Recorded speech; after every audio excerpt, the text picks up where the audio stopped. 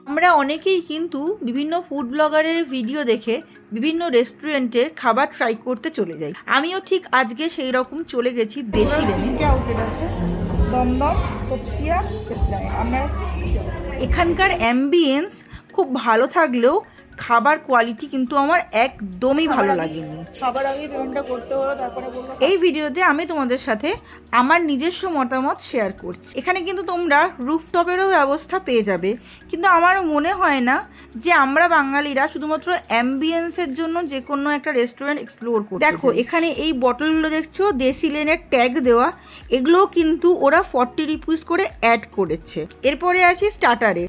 কিছু কিছু আইটেম আমার কিন্তু বেশ ভালোই লেগেছে, কিন্তু মেন কোর্সের আইটেম আমার একদমই ভালো লাগেনি।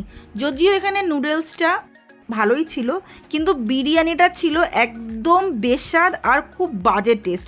আর